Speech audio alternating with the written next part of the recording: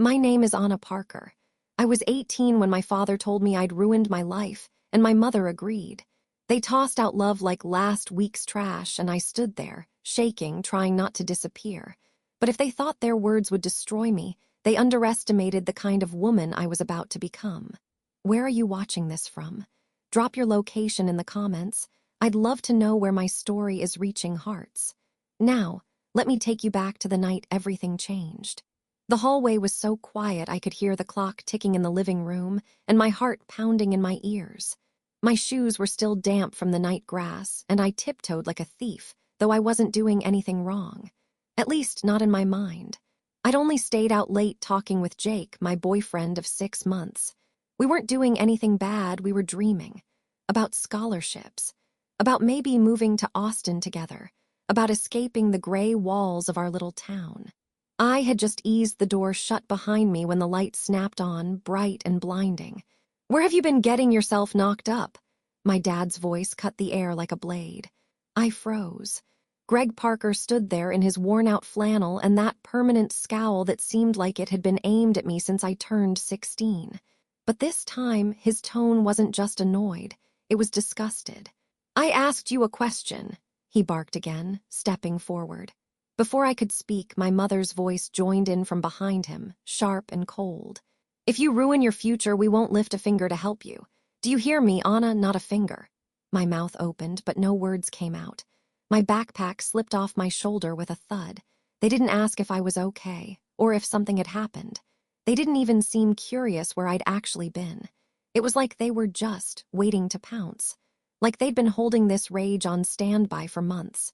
"Dad," I started, my voice trembling. "I wasn't doing anything wrong. I was with Jake. We were just..." "With Jake," he repeated, like the name itself was filth. "Great. So now we know who to blame when your life goes down the drain." Something inside me snapped. Maybe it was how small I felt standing there, still in my jacket and shoes. Maybe it was the way my mom crossed her arms and just watched like I was already a lost cause. "I'm an adult now," I blurted, my fists clenched at my sides. "I'll figure it out on my own." Greg's face went red. "Good, then don't expect to eat under this roof if you're going to act like some." "Greg," my mother interrupted, her tone eerily calm, "don't waste your breath. Let her pretend she's grown. But when life hits her, she'll come crawling back, and we won't be here." Tears burned behind my eyes, but I refused to let them fall. Not yet.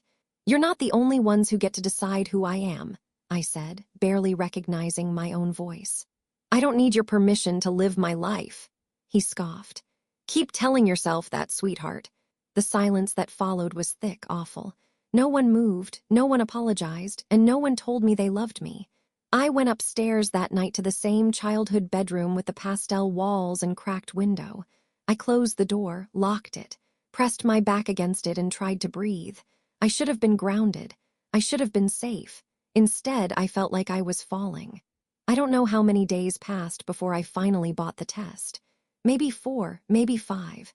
Each one dragged by like wet hours, school, work, repeat. My thoughts buzzed like a hornet's nest I couldn't shut off. I kept telling myself I was just late because of stress. Because my parents had practically disowned me that night. Because I hadn't been eating right or sleeping. Because Jake and I had always been careful. But none of those excuses held water. Not when I woke up nauseous. Not when I stared down at a school cafeteria pizza and had to run to the bathroom gagging. So there I was, 1 month after that night, in the tiny bedroom that hadn't changed since middle school, sitting on the edge of my twin bed with a test clutched in both hands, still in the packaging, still untouched. I couldn't make myself open it.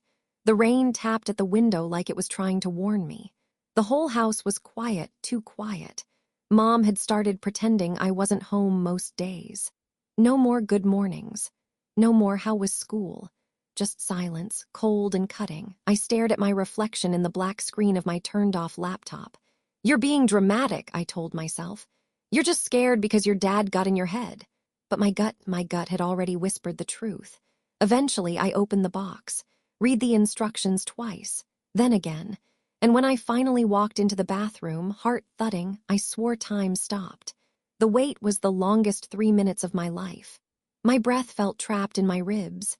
My hands were shaking so bad I dropped the box. And then the second line appeared.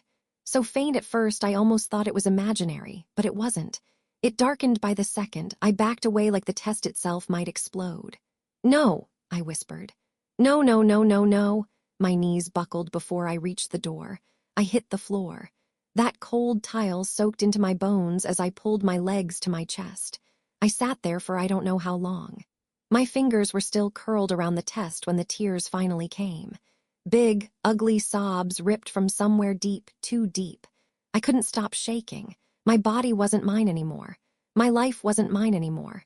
It felt like the walls were closing in. I crawled back to my room and collapsed on the bed, still gripping the test like it might answer all the questions exploding in my brain. "What am I going to do?" I whispered into the darkness. "What am I supposed to do?" I stared up at the ceiling and tried to imagine telling my parents. The way Dad would look at me, triumphant in his cruelty. "Told you so." The way Mom would sigh and mutter something about how I'd always been a disappointment.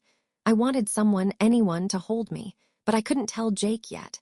What if he freaked out? What if he walked away and I was completely alone? I curled up under my blanket even though it was too warm.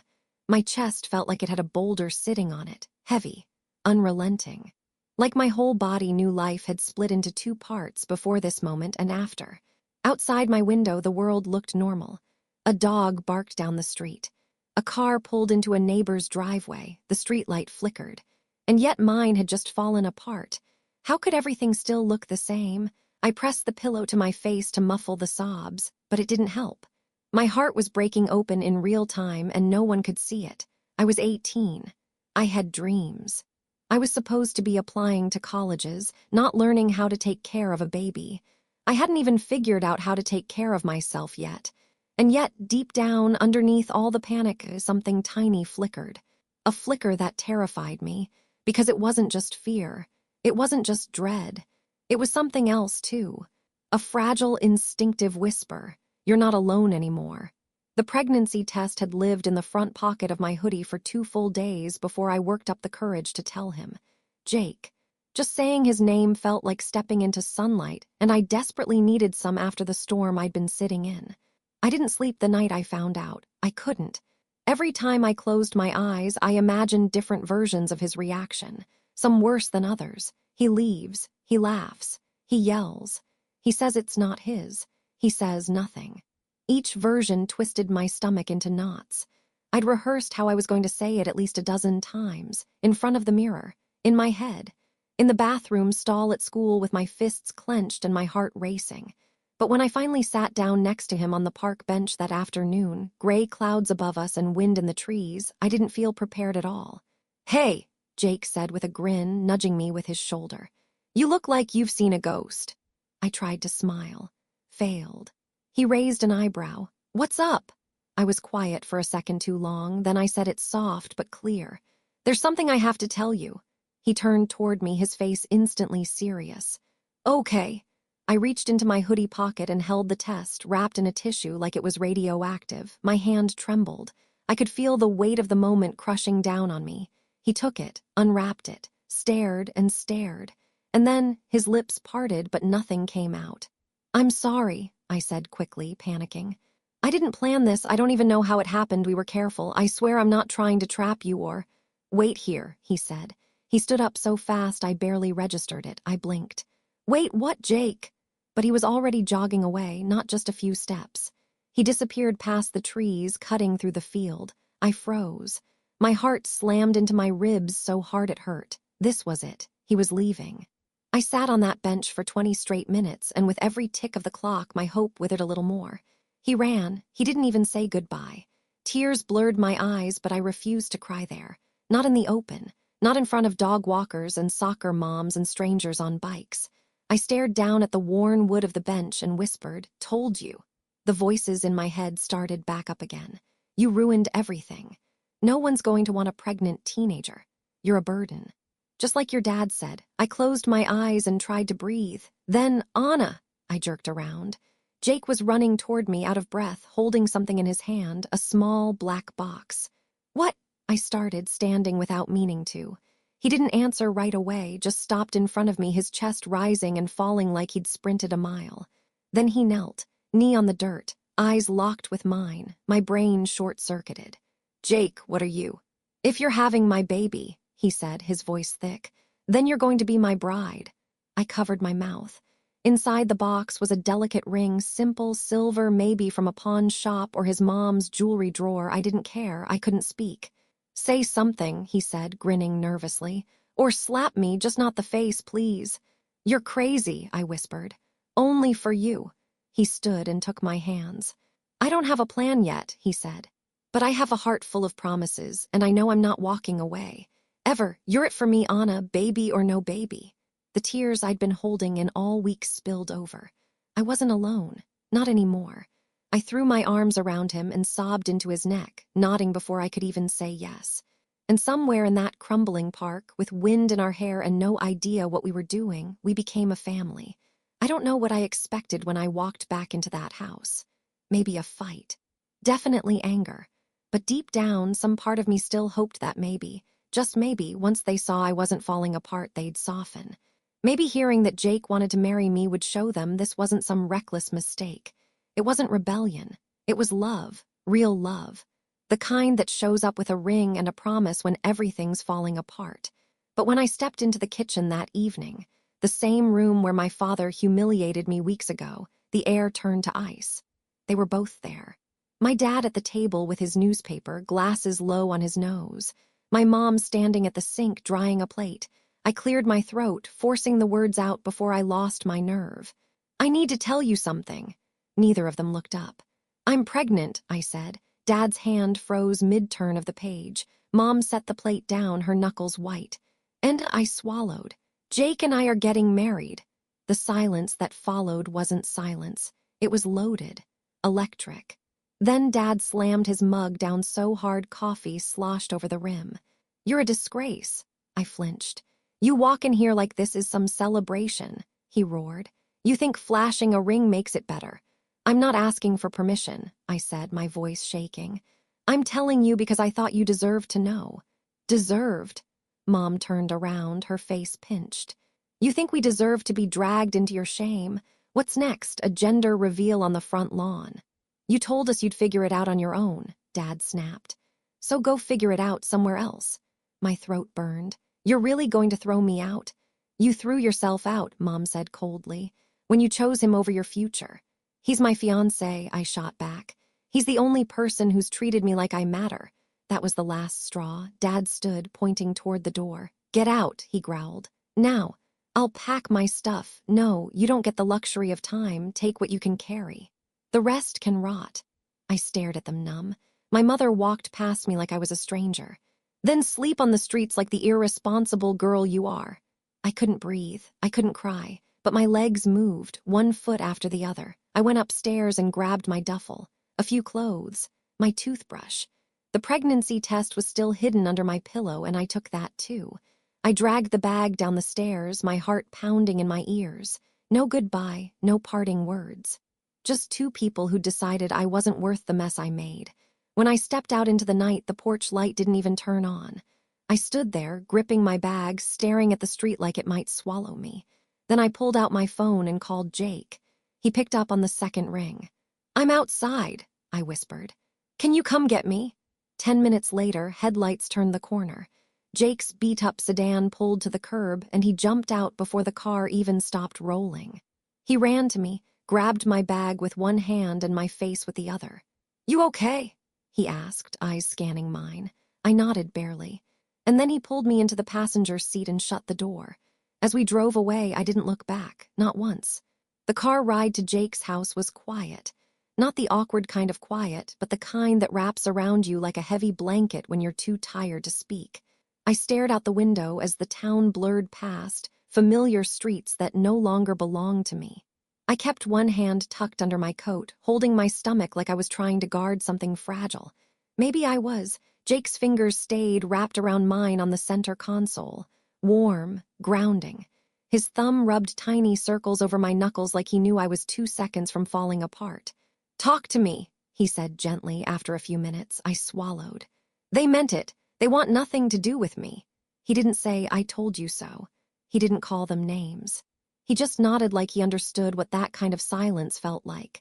They said I could rot, I whispered, the words catching in my throat. Jake's jaw tightened. His hand gripped mine tighter. I'm not going to let that happen. The farther we drove, the more the neighborhoods changed. The streetlights were brighter, the houses more spaced out, the fences cleaner, straighter. And then it hit me this wasn't just any house we were headed to. I turned to him slowly. Jake, where are we going? My parents' place, he said like it was obvious. No, I mean I thought we were going to your apartment. He glanced at me, then looked back at the road. I don't live there anymore. I moved back in with them to save up for school. Panic flared in my chest. You didn't tell them I was coming, did you? They know, he said. Jake, they're expecting you tonight. My heart dropped. I don't have anything, I said quickly. I look like I've been crying for hours. I'm wearing 2 different socks. He squeezed my hand again. They don't care about your socks. I wanted to believe him, I did, but part of me couldn't stop bracing for impact. What if they hate me? I said quietly. What if they say I'm just some girl who got knocked up and now I'm your problem? Jake pulled into a long driveway, the house at the end glowing warm and golden under porch lights. He parked, turned to me. They already know, Anna. I stared at him. He smiled. And they want to meet you. I sat there for a second, frozen in my seat. He unbuckled his belt, came around, and opened my door like I was made of glass. The air outside was crisp, clean. It smelled like pine and chimney smoke. Jake took my bag from the back seat and slung it over his shoulder like it weighed nothing. Come on, he said. You've been through enough. It's time someone made space for you. I followed him to the front porch with shaking legs. The door opened before we even knocked. A woman stood there, her apron dusted with flour, her gray-streaked hair pulled into a bun. She looked right at me, then opened her arms. You must be Anna. I froze.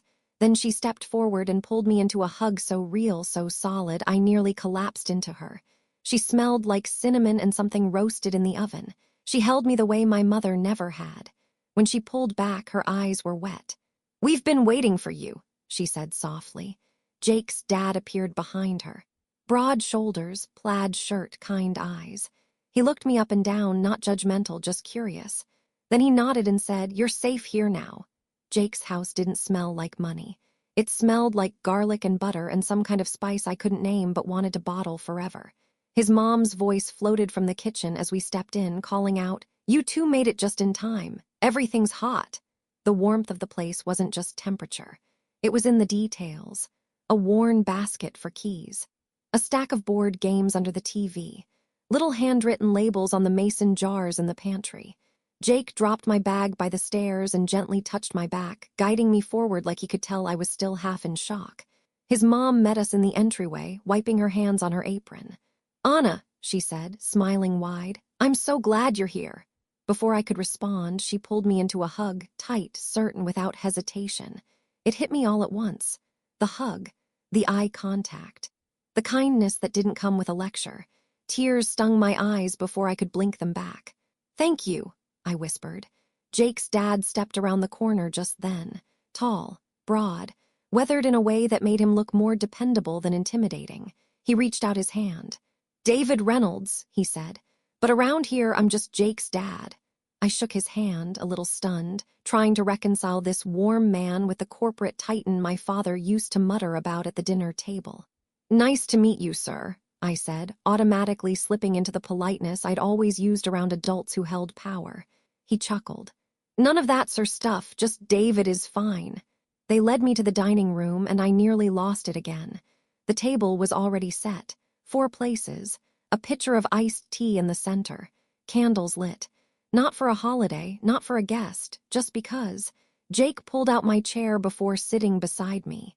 Across the table, his mother passed a basket of rolls and said, We didn't know what you liked, so I made a little of everything.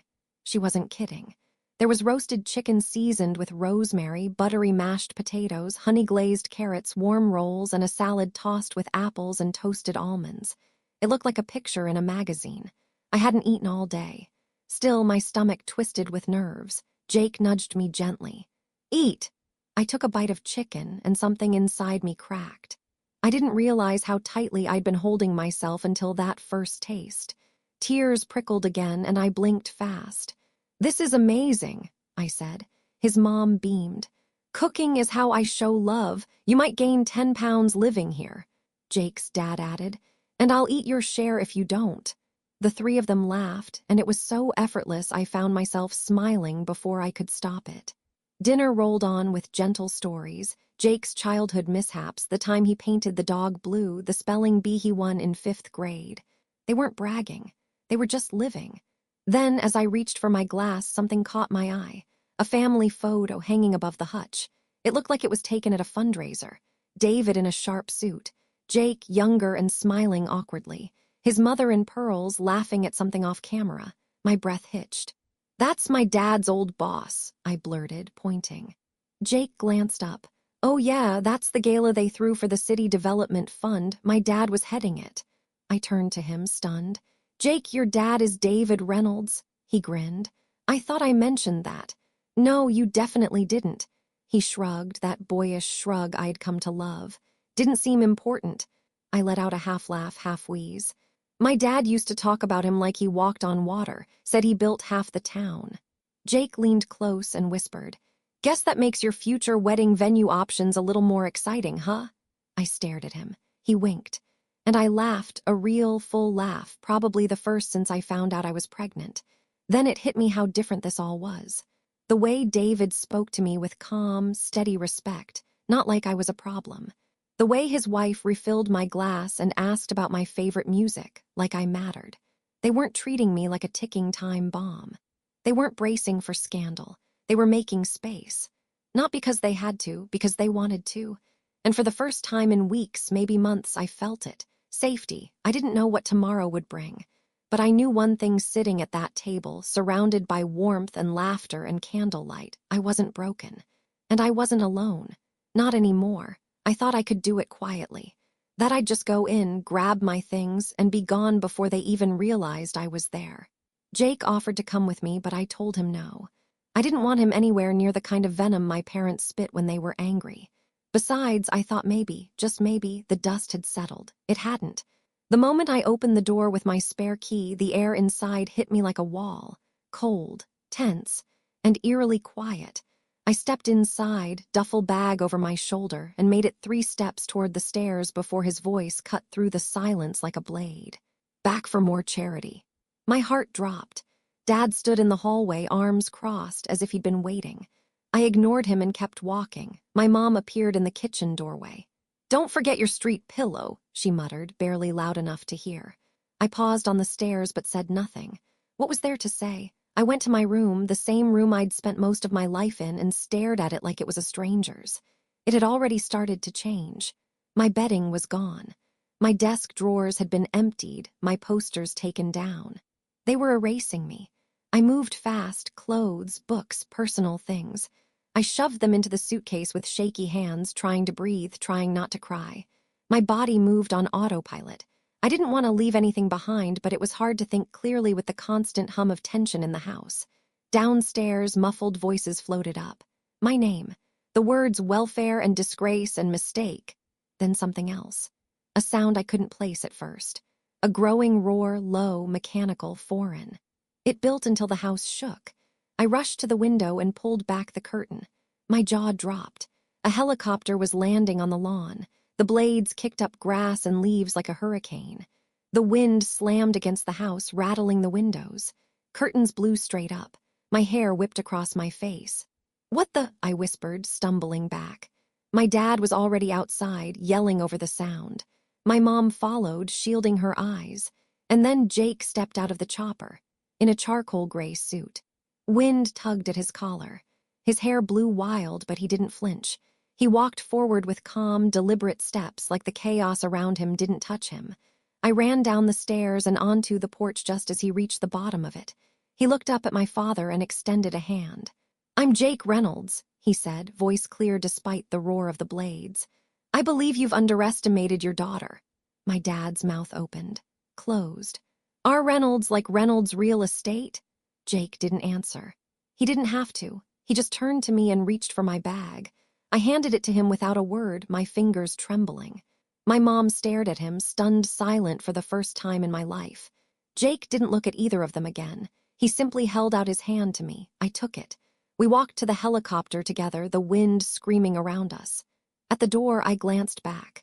My parents stood there, framed by the porch, looking smaller than I'd ever seen them. I didn't wave. I didn't speak. I just held Jake's hand tighter and stepped inside, the door sealing shut behind us. The noise faded. The machine lifted off. And below us, the house got smaller and smaller, until it was just another dot in a neighborhood I no longer belonged to. The city looked different from above. Lights shimmered in long ribbons across the skyline, and for the first time in weeks, my chest didn't feel like it was collapsing in on itself. Sitting next to Jake in that helicopter, my suitcase at my feet and his hand wrapped around mine, I felt something I hadn't allowed myself to feel. Hope. He looked over at me, his hair tousled from the wind, his tie slightly askew. "You okay?" he asked. I nodded, but I didn't let go of his hand. When we touched down on the roof of the Reynolds building, a sprawling glass tower downtown, I followed him like I was sleepwalking. We took a private elevator to the penthouse where David and his wife were waiting, and that night I slept in a guest suite that was larger than my parents' entire first floor. The sheets were warm, the doors locked, and no one yelled. I thought that was the end of it. I was wrong. The next morning, I woke up to a vibrating phone. 13 missed calls, all from my mother. My stomach twisted. I didn't call back. Instead, I stepped into the shower and tried to rinse off the last of the fear. But halfway through brushing my hair, I heard a knock on the apartment door, then loud voices. Jake's voice, David's, and then the unmistakable shrill of my mother's. I froze. When I stepped into the living room, my parents were already inside. They'd pushed past the doorman, past security. They were yelling. "You humiliated us," my father shouted. "Do you even understand what you've done?" My mother pointed at me like I was something filthy. "You staged that little stunt yesterday, a helicopter. Who do you think you are?" Jake moved between me and them instinctively. "You were asked to leave," he said, his tone dangerously calm. David stepped out from his office in the corner. He wasn't smiling. He wasn't warm. He was all steel and silence. He adjusted the cuff of his dark suit and said, "I believe this is the moment I make something perfectly clear." My parents froze. "I don't know what kind of parenting philosophy involves cruelty and abandonment," David said slowly, "but in this home we protect our own. Anna is under my roof now. That means she's under my care." My mother opened her mouth, but David lifted a hand and cut her off without raising his voice. "You come near her again, you harass her. You raise your voice, show up uninvited, or call her phone with any intent other than an apology, there will be legal consequences." Greg blinked. You can't do that." "I can," David said. "And I will. You've lost access to her. Consider this your only warning." The air crackled with tension. My parents, so loud, so righteous just moments ago, now looked like they'd been hit by a truck. They stood there in stunned silence. Jake slipped an arm around me and I let my body lean into his, not from weakness, but from finally knowing I was safe. For once, someone was willing to stand up for me. Someone powerful. Someone who wasn't afraid of them. After a moment, my father turned without another word and stalked out. My mother hesitated, just long enough to meet my eyes. And in that split second, I saw it. Not regret, not love, but the look of someone who'd lost control, and hated it. Then she turned and followed him out. The door shut with a soft click. Silence returned. But this time it didn't feel like a threat. It felt like peace. I never thought I'd wear white and mean it. Not because I was perfect, or innocent, or untouched by life's mess, but because I had survived everything they threw at me, and still walked down that aisle with my head held high. The countryside venue Jake's parents found was like something out of a dream. Rolling green hills, a lake glistening in the distance. Orchids, my favorite, climbing every arch and table. Strings of fairy lights twinkled from trellises and trees like they'd been waiting their whole lives for this moment. I stood behind a curtain of ivy, bouquet in hand, and listened as the music swelled. A soft, elegant arrangement of piano and strings. I wasn't trembling. I wasn't crying. I was glowing. The dress fit like a whisper, silk that hugged and flowed, a veil so light I forgot it was there. The tailor had called me the easiest bride she'd ever dressed because I didn't want frills or sparkle. I didn't need to be anyone else today. I just wanted to be me. Anna. The girl who'd been cast out and came back taller. The girl who'd been told she ruined her life and built a better one instead. Jake waited for me at the end of the aisle, his suit crisp, his face open and full of awe like he couldn't believe I'd said yes again. He didn't blink, just smiled like it was the easiest thing in the world to be in love with me. And it was.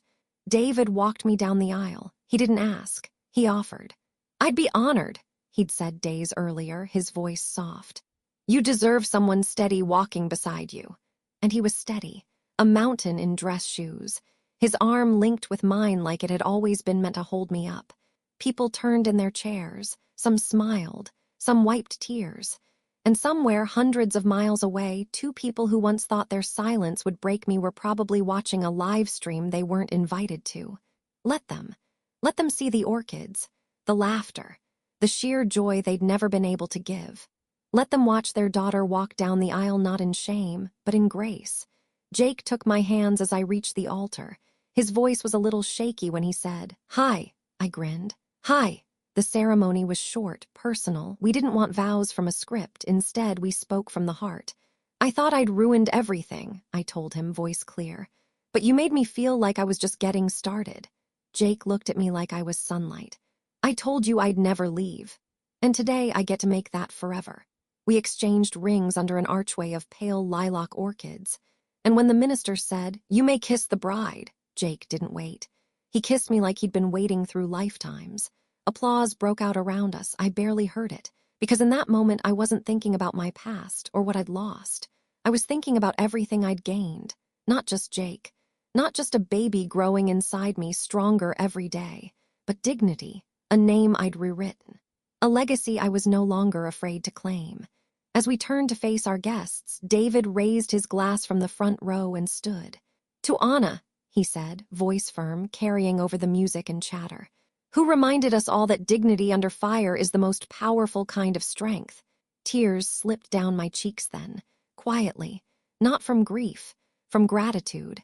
I wasn't just walking away from the girl I used to be. I was walking toward the woman I'd become. The day we brought Elodie home, the sky looked exactly the way it did when Jake first proposed. Golden, gentle, like it was holding its breath with us. She was so small in her car seat, wrapped in a peach blanket with eyes shut tight and fists curled by her cheeks. I kept reaching back from the front seat just to touch her foot, to reassure myself she was real, that I was really bringing her home. Jake glanced at me at a red light, his hand resting over mine. "Still feel like a dream?" "No," I whispered. "It feels like a second chance." And it did. Everything was new, softer. Even the city noise felt muted, like the world was making space for something sacred. David and Marlene had transformed the guest suite into a nursery while we were in the hospital. Pale green walls, cloud decals on the ceiling, a rocking chair older than both of us combined but smooth as silk from years of use, and shelves lined with children's books, stuffed animals, little shoes she hadn't even grown into yet. When I stepped inside that room with Elodie for the first time, something in me cracked open. I'd made a home, not just shelter. A home. We settled into something that almost resembled routine, though anyone with a newborn knows there's no such thing. Nights were long, bleary-eyed marathons of feeding and soothing. Jake fell asleep once with a burp cloth over his face. I spent an entire day wearing 2 different slippers and didn't realize until bedtime. But we were happy. Exhausted, disoriented, sometimes crying for no reason but happy. Jake's mom came over most mornings to give us a break. She never judged, never hovered. She just showed up with warm muffins and lavender oil and an armful of reassurance. "You're doing beautifully," she'd say as she cradled Elodie in the rocking chair. "She knows she's loved. That's everything." David, surprisingly, was a softie. He'd sit on the floor with her, talking like she was already a little CEO. "You're gonna run the world, aren't you? Start with real estate and then conquer from there." Elodie cooed back as if she already agreed. Sometimes I'd catch myself just standing in the doorway of her room, watching her breathe. And each time I'd whisper a silent promise, "You'll never feel unloved. Not a single day." Then came the knock. It was a Wednesday morning. Jake had just stepped out to pick up a delivery. Elodie was napping on my chest, her head tucked under my chin when the intercom buzzed. I let it go once, twice. On the 3rd try, I gently placed Elodie in her bassinet and pressed the button. "Hello." There was static, then a pause, then a voice I hadn't heard in months. "Anna." My fingers curled around the edge of the counter. It's your mother. I didn't respond. I know I shouldn't have come, but I just wanted to see her, just once. Her voice cracked, but not the way I remembered. There was no venom, no superiority, just something almost small. I won't come up, I promise. I'm downstairs across the street, on the bench. I just thought maybe. Another pause. You don't have to do anything. I understand if you don't even want to hear this. I just needed to try. My heart thundered in my chest, not from fear. From the quiet storm building behind my ribs. She hadn't apologized. She hadn't said she was wrong. She just wanted access to something she'd abandoned before it even took its first breath. I walked to the window and pulled the curtain back just an inch. There she was, sitting on the bench across the street, arms folded, staring up at the building. She looked older, tired, but not broken. She didn't look like someone who'd come to make peace. She looked like someone mourning control. I stood there for a long time. Then I stepped back, pulled the curtain shut, and returned to Elodie's room. She was still asleep, peaceful, safe. I sank into the rocker and picked her up again, holding her close to my heart. I didn't buzz her in. I didn't call her back. I didn't owe her that. Love wasn't something you reclaimed when it was convenient. It was something you chose every day, even when it was hard, especially then. And I had chosen my daughter, my family, myself. I didn't expect to see her that morning. It had been 5 years. 5 full, vivid, messy, glorious years. Elodie was now in kindergarten, her curls wild and bouncing as she ran ahead of me with her backpack slung over one shoulder. She had Jake's eyes and my stubborn chin, and a laugh that made strangers smile. She liked puzzles and pancakes and always insisted on picking her own outfit, no matter how mismatched it looked. Every morning we walked to school together, just the two of us. A quiet little ritual carved out of an otherwise busy life. Jake ran his own business now, 2 locations, 20 employees, and a work ethic that hadn't changed since he knelt in front of me with a ring and shaky hands. We lived in a townhome just outside the city, not the penthouse anymore. Something cozier ours, with gardenias in the front yard and sidewalk chalk drawings that never quite washed away after rain. I was happy, not the kind of happiness you post about, the real kind, peaceful, rooted. So when I saw the woman on the bench outside Elodie's school, it took a few seconds to register. The same bench she'd once claimed 5 years earlier. This time, she wasn't watching the sky or pretending to read a book. She was staring right at us. Elodie didn't notice. She was too busy sprinting ahead toward her friends, shouting good morning to her teacher. I kept my pace even, calm. When she turned the corner and vanished inside the school gates, I finally stopped and looked directly at the woman who gave birth to me. Linda, my mother, she stood as I approached. Her hands were wringing a worn leather purse. Her coat looked too big. Her eyes were different, less sharp, more sunken. "Anna," she said quietly, "you look good." I didn't answer. "You always did take after me," she added, a weak smile playing at her lips. Still, I said nothing. She sighed and looked down at her shoes. "I know I'm the last person you want to see, and I wouldn't be here if it wasn't important." I raised a brow. "Important like when you told me to sleep on the streets?" She flinched. "I deserved that." I waited. She cleared her throat. "Your father's gone. He passed last spring. Heart attack." I felt nothing, not because I was cruel, but because he'd been gone long before that. She continued, "He wasn't always a good man, but I let him speak for both of us." I let him turn my silence into consent. My arms crossed over my chest without meaning to. "I thought maybe someday I'd get to meet her," she whispered. Her eyes lifted, meeting mine again. "Elodie," I exhaled slowly. "She doesn't know you exist." Tears welled up in her eyes. "I deserve that too." We stood in silence. The sound of children laughing behind the fence, a dog barking in the distance. Finally, she said, "I'm not asking for forgiveness, just maybe a photo, just to know she's real. That she's okay." I stared at her. This woman who once erased me with a single sentence, now asking for a glimpse of what she tried to throw away. I thought of Elodie's giggle when Jake flipped pancakes, the way she called Marlene Grandma Marnie and David Papa Dave, the little notes she left me in crayon on mornings when I looked tired. "You are the bestest mom." "She is loved," I said quietly. "Every day, fiercely. She is safe. She is smart. She is everything I never got to be until I left your house." Linda nodded, her lips trembling. She doesn't need confusion, I added. She doesn't need strangers reaching into her world just because they're lonely now. A tear slipped down her cheek. She didn't wipe it. I turned to leave, but paused. Tell yourself she's happy, I said over my shoulder. That can be your comfort. And then I walked away, no bitterness, no rage, just peace, because some chapters don't end with closure. They end with you simply walking past the bench and not looking back. Spring had come early that year. The cherry blossoms outside Elodie's school were already in full bloom, petals floating down like whispered promises. The morning sun stretched long shadows across the sidewalk, and the air carried that faint, familiar mix of fresh-cut grass and distant coffee carts. I stood near the entrance, holding a thermos and watching the front doors like I always did. Routine. Not the kind I used to dread growing up, measured steps, forced smiles, but the kind that felt like a rhythm I'd earned. A life I built brick by brick, sometimes with shaking hands, sometimes with wild hope. The bell rang. And then there she was, my daughter, my Elodie, braids bouncing, shoelaces slightly undone, a huge construction paper butterfly in one hand and a blue ribbon in the other. "Mom!"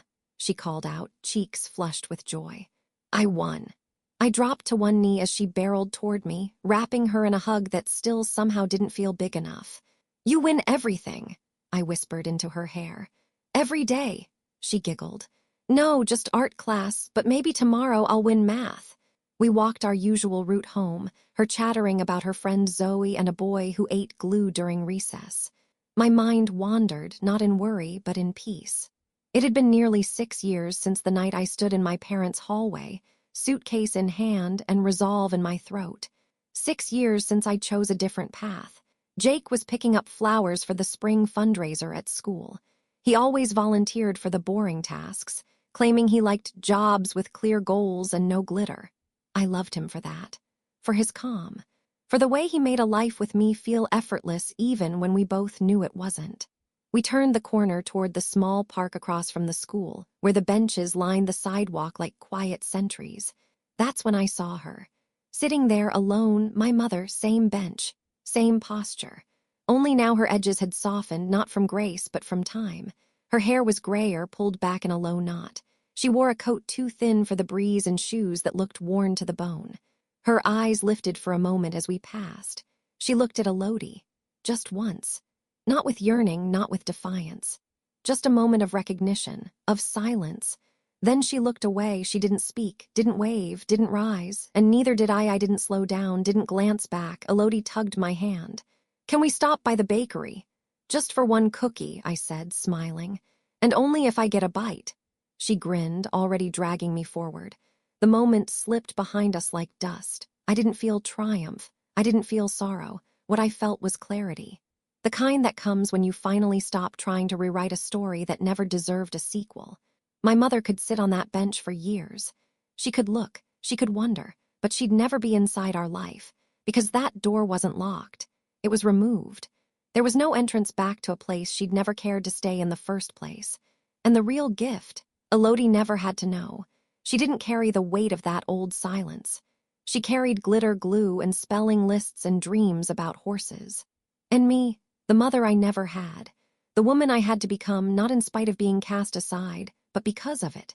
Some days I still hear echoes of the past, but they never stay long. The walls we built in love are stronger than the ones that tried to cage us. I used to think survival was the goal, but survival was just the beginning. What came after the joy, the stillness, the sacred ordinary of pancakes on Sunday and socks missing their partners and kisses at drop-off, that was the prize. That was the life I built, and no one could take it from me, not anymore.